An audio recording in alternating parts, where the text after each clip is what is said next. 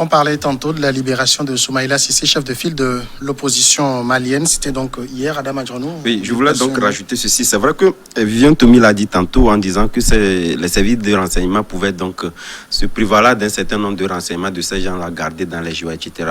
Mais aujourd'hui, lorsque nous constatons, comme je venais de le dire tantôt, au niveau de l'organisation de nos maisons d'arrêt, etc., vous allez constater que certains, lorsqu'ils commettent même les crimes les plus graves, d'ailleurs, même lorsqu'ils ressortent, ils retombent encore dans ces erreurs-là et retournent en même temps. Ça veut dire que ces gens-là également, ce sont des gens qui ont leur stratégie de fonctionnement, etc.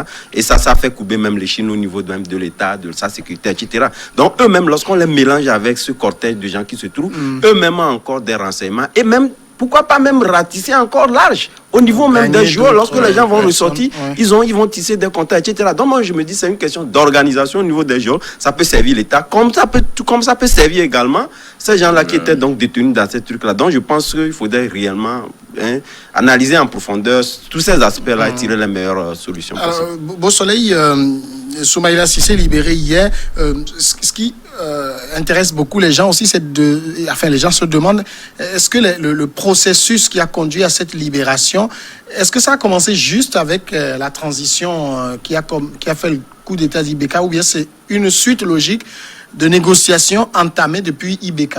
Oui, la négociation a été entamée depuis les premières heures où il a été enlevé avec IBK. Et IBK même avait promis de le faire venir. Il a même nommé, il a formé un comité qui s'est chargé de rentrer en négociation avec les djihadistes.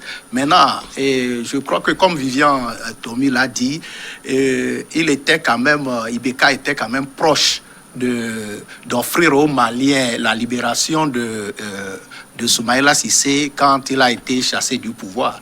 Mais aujourd'hui, quoi qu'on le dise, c'est la libération de Soumaïla Cissé et de la Française Sophie Pétronet avec les deux Italiens sont à l'actif de la junte et du gouvernement de transition. Quoi qu'on le dise, ils sont là depuis 2 mois. Et ils ont aussi promis aux Maliens, quand ils sont arrivés au pouvoir, de s'occuper du dossier Soumaïla Cissé. Parce qu'ils étaient sûrs que le dossier était pratiquement compliqué. Non, cette réussite-là, moi, je pense que les nouvelles autorités du Mali n'ont pas grand-chose à dire. C'est seulement la fin. Peut-être qu'on a parlé également du rançon. Et ce rançon-là, certainement qu'au niveau d'IBK, il n'y avait pas eu totalement... ils n'ont pas pu éponger tout ce qu'il fallait. Donc, ils n'ont pas eu la main lourde à pouvoir donc décaisser le restant, même si on ne connaît pas le montant, pour finaliser réellement. Donc, IBK avait pris toutes les mesures. Voilà pourquoi il avait dit un temps, on l'avait contesté en disant que voilà pourquoi ça dure, etc. Mais on sait que la libération des otages, c'est pas chose facile. Tu annonces, ça peut faire encore des mois. Mais donc, ça, c'est à mettre à l'actif réellement sur d'IBK qu'il avait même annoncé. Non, même mieux que ça. Attends, s'il te plaît. Mieux que ça, dans un pays, il y a le fonctionnement de l'administration. Et si on passe par le domaine sécuritaire, c'est quand même un autre monde. Voilà. Parce qu'il y a quand même une suite logique dans le fonctionnement. Ce qui fait que on peut mettre ça à l'actif du Mali tout court. Oui. Mais de la junte seule, non, la junte vient en profiter plus. Je l'ai bien dit que les négociations ont commencé avec IBK. Si vous écoutez bien les informations partout, c'est à l'actif du gouvernement actuel, du gouvernement de transition. Et je le disais, ils sont en place depuis presque 2 mois. Et ce que IBK a commencé, ça pouvait capoter avec ce gouvernement, mais ils l'ont poursuivi. Et quand vous écoutez même, j'ai écouté le porte-parole du gouvernement français aujourd'hui qui disait que la France même n'est pas intervenue dans les négociations et que c'est le gouvernement actuel qui a mené les discussions pour aboutir à la libération de Soumaïla Cissé et de Sophie Pétronet et des 2 Italiens. Donc je le dis... Mais c'est des propos politiques. Bon, quoi qu'on le dise, c'est ce que c'est officiellement. Et même lorsque un gouvernement entame un chantier et après un autre gouvernement vient le parachever, c'est toujours la conclusion est à l'actif du gouvernement qui finit le travail. Donc, je ne dis pas que IBK n'a pas... Je l'ai bien dit au départ que c'est IBK qui a tout commencé. Il a même promis et la libération de Soumaïla Cissé. Avant, il ne savait même pas qu'il serait chassé du pouvoir. Mais au-delà de ça, pour la libération, c'est vrai que il y a quand même un risque de libérer 160 ou près de 216 djihadistes. Mais quand on dit qu'il y a beaucoup d'entre eux qui ne sont pas des djihadistes. Non, des supposés djihadistes. Établis, mais qui sont des gens qui ont été des complices, les gens qui ont peut-être vendu certaines choses aux djihadistes. Mais c'est toujours un danger de libérer les djihadistes. Et vous allez voir que les organisations de droits de l'homme sont partagées. Les gens ils sont partagés entre condamner cette libération mais quand on compare cette libération de Soumaïla Cissé, de ces 4 personnes avec même plus de 200 djihadistes libérés, et je dirais qu'il y a de quoi à faire ce sacrifice. Mais d'autres aussi disent que peut-être qu'il y a aussi des rançons qui ont été payées, on ne sait pas, mais officiellement, c'est ces échanges-là qui ont permis Alors, par rapport à Soumaïla Cissé, c'est vrai que on ne va pas apprendre à un vieux singe à faire la grimace. Il est politique, donc il va prendre peut-être un peu de temps pour se reposer, se consacrer à sa famille et revenir dans l'arène politique. Beaucoup le voient déjà prochain président du Mali. Vous pensez que cet épisode de sa vie va déterminer ses prochaines actions? Non, de toutes les façons, Soumaïla Cissé fait partie d'une famille politique. Et les actions liées donc, à cette famille politique ne sont jamais arrêtées. Lui-même, il a été même élu, parce que ça oui, il est sa localité. Et d'ailleurs, peut-être, je pense que lorsque nous lisons bien les clichés, je pense que le départ d'Ibeka au pouvoir, il se pourrait que si réellement Soumaïla Cissé était là, qu'on n'en arrivait même pas là, compte tenu de son poids politique, de son poids pouvoir donc mobiliser un bon leader, etc. Mais cet épisode-là peut être à son actif, ça dépendra de la connotation, de l'allure qu'il essaiera donc d'explorer. Parce que nous savions réellement qu'avec ce changement de cap qu'on a eu au niveau du Mali, ça peut influer naturellement sur le débat public, ça peut influer sur le discours politique, etc. Et je sais que Ibeka, il est un homme politique de poigne.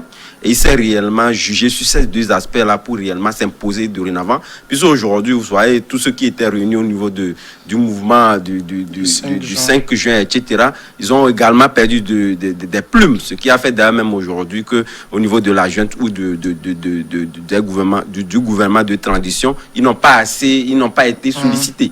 On peut le mettre à la titre du fait qu'ils ont été tellement des radicales au niveau de certains prix de position et perdent naturellement également du fait que leur alliance, leur trop d'alliance avec l'imam Diko, etc. Ça aussi, ça peut jouer. Donc, il appartient à Soumaïla Cissé de pouvoir donc juger sur tous ces aspects-là, d'imposer un rythme qui adhère à l'opinion malienne et de pouvoir implémenter dans des dispositifs qui puissent lui permettre dorénavant. Et moi, j'estime également, je partage cet avis de ceux qui disent que Soumaïla Cissé prochainement peut engranger davantage de popularité qu'à l'instar de parti politique. En bon politique, il va surfer sur ça pour faire accroître encore sa cote de popularité. Monsieur Soumaïla Cissé est une bête politique. Plusieurs fois candidat, toujours battu quand même, des fois même à quelques virgules près, mais monsieur Soumaïla ne se décourage jamais. Et je crois que quand vous êtes en politique, vous avez une mission. Tant que la mission n'est pas terminée, vous ne pouvez pas vous reposer. Alors aujourd'hui, il y a eu beaucoup de défaillances, effectivement, qui ont contribué jusqu'à son kidnapping, mais il faudrait qu'il puisse en tirer profit et surtout qu'il puisse servir à quelque chose dans son pays. Peut-être que ce séjour aussi va lui permettre de connaître mieux ou de comprendre mieux le fonctionnement des djihadistes pour pouvoir venir maintenant proposer des actions concrètes à faire pour aller dans le sens de vaincre la guerre contre ces extrémistes-là. Mais aujourd'hui, il ne faut pas se tromper. Quand on quitte sa famille pendant des mois, et qu'on n'est pas en voyage, on se retrouve en otage. Ça agit sur la santé d'abord, ça agit également sur le mental, et il faudra du temps pour pouvoir revenir à de meilleurs sentiments. Il y en a qui sont sortis comme ça et qui ont abandonné carrément la carrière professionnelle, mais on espère, parce que M. Soumaïla Cissé a eu quand même une grande expérience politique, qu'il va encore revenir, effectivement, mais aussi, il ne faut pas se tromper, les partis politiques ne regorgent pas seulement des premiers responsables. Il y a beaucoup d'autres personnes qui ont aussi des valeurs qu'on peut mettre effectivement à profit pour le bonheur du pays. Deuxième sujet, la Guinée. Cellou Dalein Diallo allume Alpha Condé sur sa capacité à gouverner à 82 ans. Le principal opposant estime que le chef de l'État sortant n'est plus apte à exercer sa fonction. Il devrait accepter de partir dignement à la retraite, dit-il dans un entretien qu'il a accordé à RFI et à France 24 depuis Macenta. C'est dans la Guinée forestière où il est en campagne. Selon lui, le président sortant, âgé de 82 ans, est fatigué et n'est plus en état de présider le pays. Il l'invite donc à se retirer de la course à la présidentielle au lieu de violer la Constitution. Adam Ajronou, c'est vrai qu'à 82 ans, pour parler d'aptitude à gouverner, c'est pas le meilleur âge. Non, vous savez, c'est un discours politique, un trait d'humeur également, parce que c'est vrai qu'au niveau, et lorsqu'on prend cette lecture d'appréhension au niveau de la Guinée, on peut y mettre des bémols dans la mesure où il y avait l'opposition qui avait contesté dans un premier temps et cette modification constitutionnelle qui a permis d'ailleurs même à Alpha Condé de pouvoir se représenter à 86 ans. 82 ans. 82 ans. La même analogie également. C'est l'Ivoirien qui a 86. Oui, la même analogie se retrouve également au niveau de la Côte d'Ivoire. Ça, on peut mettre dans des bémols. Si réellement ils avaient participé, j'aurais dû comprendre qu'ils pouvaient donc agir ou interagir sur cet aspect-là, demandant réellement que même si la limitation de mandat devait y être, il faudrait quand même qu'il y ait donc un cap, peut-être limité à 60, 75, peut-être j'ai dit de n'importe quoi. Mais certes, ils ont laissé faire et même ont appelé même au boycott. Or, ce sont des erreurs qui s'accumulent au niveau de la classe de l'opposition dans sa grande majorité, puisqu'il y a toujours des similitudes dans ce qui concerne les oppositions, surtout en Afrique de l'Ouest. Un spécialiste d'opposition en Afrique de l'Ouest n'aura pas du mal à expliquer une opposition togolaise à une opposition malienne, à une opposition guinéenne. Donc, c'est la même chose qui a donc regenté ce sphère politique-là. Normalement, il devait donc mobiliser les partisans pour pouvoir donc faire bloc à Alpha Condé de ne pas faire passer dans cette constitution, ils l'ont laissé faire. Aujourd'hui, c'est vrai qu'entre-temps, ils sont réunis dans un collège pouvant donc faire entorse donc à tous ces dispositifs, à ça capoter, et lui-même s'est représenté, ce que les autres même ne lui ont pas aujourd'hui accepté, quand bien même après tout, il y a eu donc ce recul-là au niveau des autres partis d'opposition. Mais il faut réellement reconnaître que, moi je me dis que ce tort-là à mettre à l'actif de l'opposition, surtout de celui dans le dialogue qui était donc un leader, le leader le plus connu même de la classe de l'opposition, surtout il est radical, etc. Donc ce trait de choses qu'il essaie donc d'implémenter, surtout en une période électorale, moi je me dis c'est un discours politique, mais ce discours-là n'est pas de nature à pouvoir donc engranger des points en ce qui concerne les coups que Alpha Condé essaie donc de mettre au niveau de l'opposition. Il a révélé lors de son passage, je pense que ça doit être mardi, que voilà, lui seul aujourd'hui, il est l'unique personne à pouvoir donc mener une lutte serein. Il n'était pas forcément fonctionnaire, c'était un professeur d'université, mais eux, ils ont été, etc., ministre, premier ministre, avant même de venir en opposition. Donc, ils ont goûté, ils ont contribué d'ailleurs même à tous ces problèmes-là que la Guinée connaît aujourd'hui, et c'est lui seul qui peut incarner. Et ça, je pense que la grande majorité des populations de la Guinée lui concèdent cela. Et quand bien même au niveau de la gouvernance, c'est pas ça, mais il a aussi un bilan à mettre à son actif. Je pense que c'est sur ce bilan-là qu'il faudrait quand même que Cellou Dalein Diallo joue. Et malheureusement, il essaie donc de faire des pics. Mais ces pics-là, je ne crois pas que ça puisse... Oui, c'est vrai qu'il a... Beausoleil, il a aussi parlé du bilan. Hein, il a estimé que le bilan d'Alpha Condé au sommet de l'État est désastreux. Il a fait reculer la démocratie. Il a divisé la Guinée. C'est vrai qu'Alpha Condé aussi, en termes de président exemplaire, c'est pas un modèle non plus. Oui, au fait, la sortie de Cellou Dalein Diallo, oui. Quand vous écoutez bien ce qu'il a dit, c'est un discours politique et un discours de campagne. Donc on est en pleine campagne. Il a parlé de l'âge de Alpha Condé, mais il a justifié ce qu'il a dit par rapport au fait que Alpha Condé ne va pas sur le terrain pour battre campagne. Il a décidé de faire sa campagne par visioconférence, ce qui n'est pas aussi adapté en Afrique, si je peux m'exprimer ainsi. Donc, il a dit que, regardez, il n'arrive pas à aller près de la population pour exposer pour son bilan et son programme lorsqu'il sera élu, ce qu'il va faire pour le pays. Donc c'est un discours de campagne, un discours politique qui peut faire mouche aussi. Donc n'oublions pas, quand on attaque quelqu'un par rapport à son âge, c'est qu'on veut faire venir à soi la jeunesse. Et aussi, on veut montrer sa capacité et son dynamisme pour pouvoir diriger le pays. Donc, quant au bilan, comme vous l'avez souligné, on lui a posé la question, avant qu'il ne réponde, on lui a dit que Alpha Condé a fait des routes. Et il a répondu que non, pas du tout.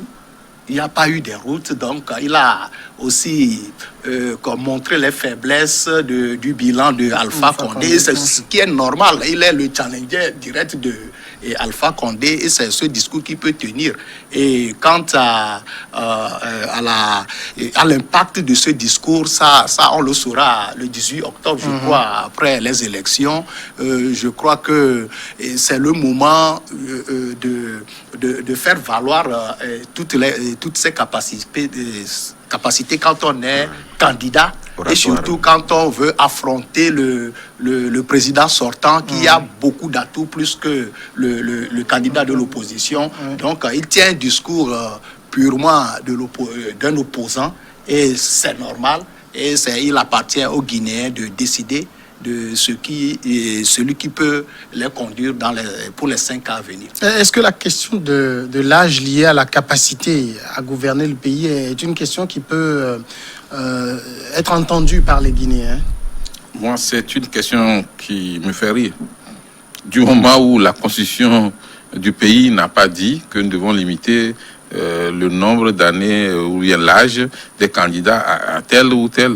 Donc, ça me rappelle également ce qui s'est passé au Togo, où d'abord, il y avait plutôt limite d'âge pour les anciens. C'est-à-dire qu'il fallait atteindre un âge d'abord avant de pouvoir se déclarer candidat pour l'élection présidentielle. Mais très tôt, on a compris que c'était une erreur. Puisqu'aujourd'hui, on a une ministre qui a 29 ans. Si elle veut se présenter aux élections présidentielles, elle peut bien postuler. Il y a toujours l'âge minimum. Oui, mais normalement, je crois qu'aujourd'hui, les choses ont évolué et la vision ne devrait plus être la même. C'est ce que je voulais souligner. On ne peut pas dire que à 29 ans ou à 30 ans ou 32 ans, on peut être ministre, on peut être premier ministre, mais on ne peut pas être président. Ça n'a pas de sens.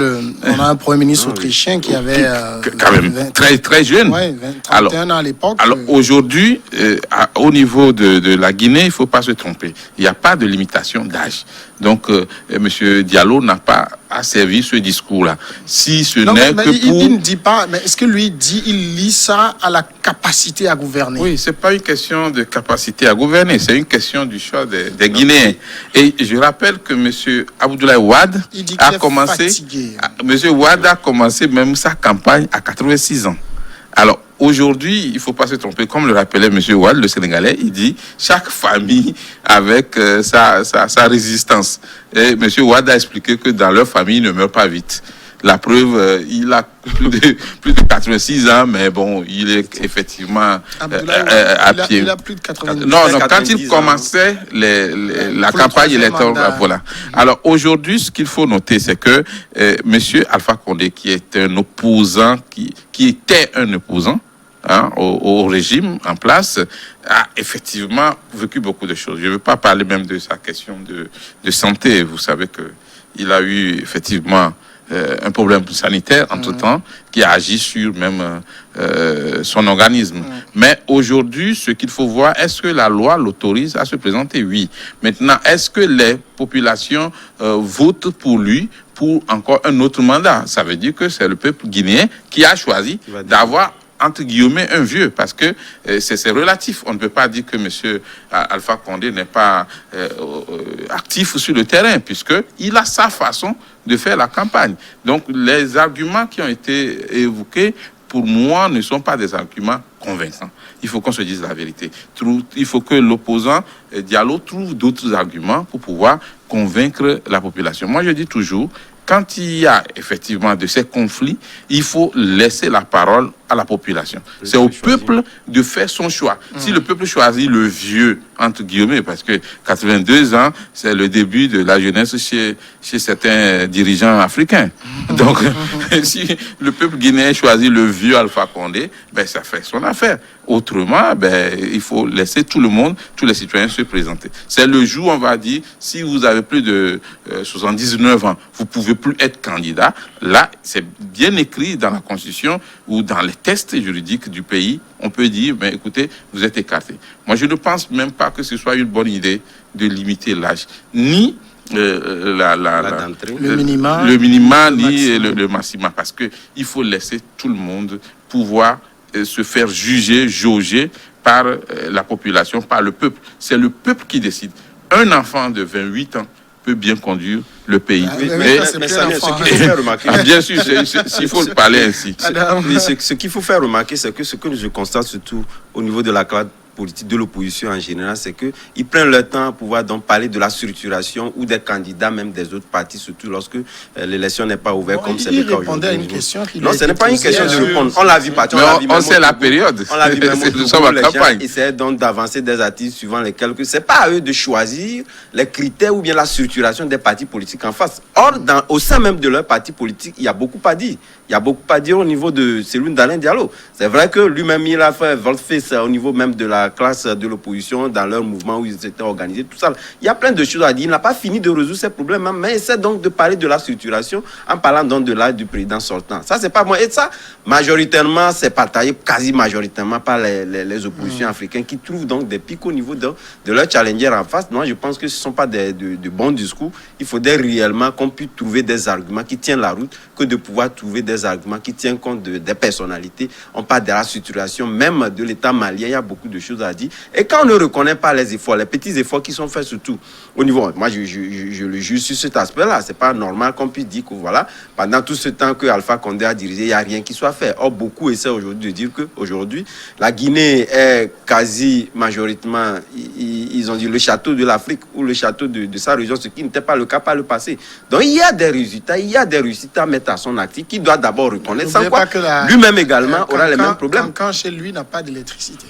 Ouais, mais de toutes les façons, il a construit un barrage au-dessus où il est inachevé, hein? Ben, il y a une bonne partie aujourd'hui qui jouit déjà de cela. C'est inachevé, c'est pourquoi il demande d'ailleurs même 5 ans de plus pour l'achever. Au fait, Samir, ne nous trompons pas, lorsque on est en politique, je reviens sur ça, et surtout en matière électorale, lorsqu'on est face à un candidat, et que et partout, hein, quand vous voyez les élections qui se sont passées, tant en Afrique que de par le monde, lorsqu'il y a un âge, un écart d'âge entre un candidat et un autre, les gens jouent souvent sur prennent. C'est un atout.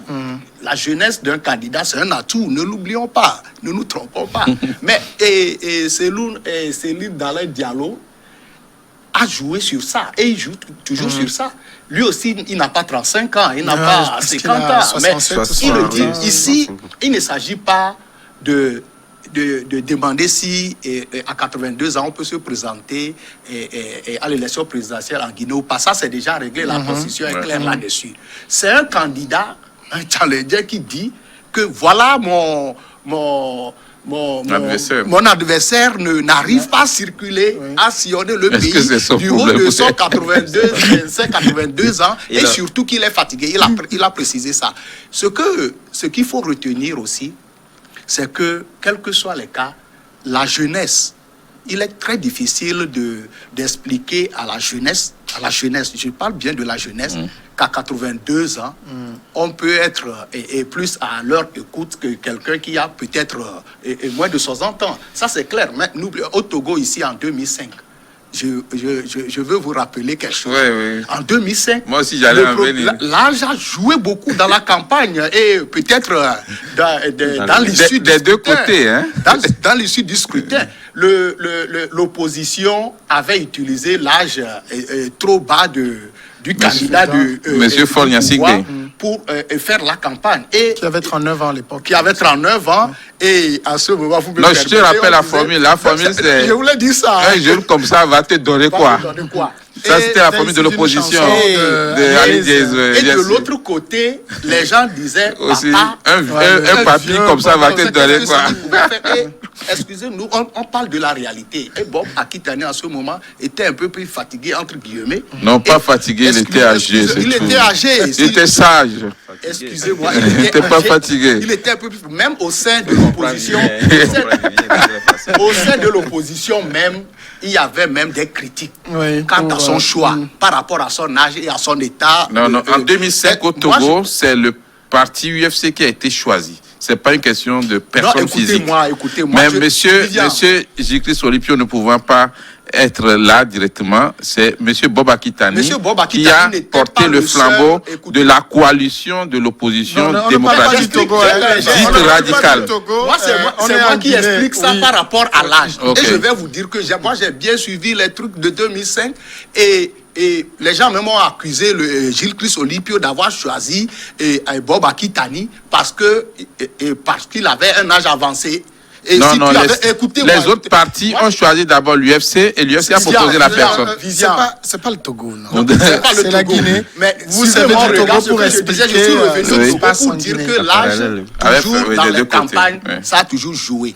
Et en 2005, ça a joué au Togo. Et je crois que si un adversaire attaque, entre guillemets, son challenger ou bien son adversaire en face d'incapacité par rapport à son âge, c'est la campagne. Et il appartient aux électeurs maintenant de juger et de choisir celui moi, je pense que c'est un peu... Les gens surfent un peu sur l'âge juvénile de nos pays africains. Donc, ils estiment que, étant donné que je suis dans cette tranche d'âge-là avec la jeunesse, donc naturellement, ces jeunes-là peuvent me choisir au détriment de la vieille classe. Parce que quand on parle des questions d'âge en Afrique, vous n'oubliez pas que les deux qui s'affrontent aux États-Unis, l'un a 77 ans, l'autre a 74 ans. Donc, et on parle pas de l'âge là-bas, je crois que même Donald Trump, qui avait 72 ou... Il a 114 ans, parle de l'âge même de Biden, qui a juste 3 ans de plus que lui. Il y a un point aussi sur lequel celui d'Alain Diallo est revenu, qui est très intéressant. Il dit que Alpha Condé n'a jamais gagné d'élection en Guinée parce que en 2010, il a donné l'exemple. Il n'est pas possible que lui, premier tour, 44%, Condé 18% le battent, que même si les choses changent au deuxième tour, ce n'est pas aussi radicalement qu'il a dû accepter pour que la Guinée ne s'embrase pas quand Alpha Condé, que la Cour avait déclaré vainqueur, prenne le pouvoir. Je crois qu'il doit retourner à l'école de Soumaïla Cissé. Vous savez, ce n'est pas mathématique. On peut bien sortir pour le deuxième tour. Et puis, vous savez, c'est devenu une chanson carrément pour les oppositions en Afrique. On dit toujours que le pouvoir a fraudé les élections. Le pouvoir a changé les résultats. Oui, c'est vrai. C'est vrai, il faut le reconnaître. Mais le problème, c'est quoi? C'est quand tu dis que ton adversaire a volé les élections. Tu n'as pas de preuves pour pouvoir argumenter sur cette thèse-là. Je crois que les gens veulent bien te suivre, mais il n'y a rien de tangible. Et c'est là où il est important pour les oppositions en Afrique de s'organiser pour pouvoir suivre les élections de bout en bout et disposer de leurs propres résultats déjà à la clôture du scrutin pour pouvoir effectivement faire des réclamations. Aujourd'hui, revenant toujours à la question de l'âge, je pense qu'en politique, normalement, ce n'est pas l'âge qui pose problème. Est-ce qu'on porte le programme de ce candidat, oui ou non? C'est une question de conviction politique. Qu'on soit plus âgé ou moins âgé, à mon sens, ce n'est pas ça le problème. Et il est temps que... Mais il est quand même anormal que sur un continent où les 2 tiers ont moins de 35 ans, qu'on ait des papilles politiques. Oui, mais si les jeunes aussi ne veulent pas...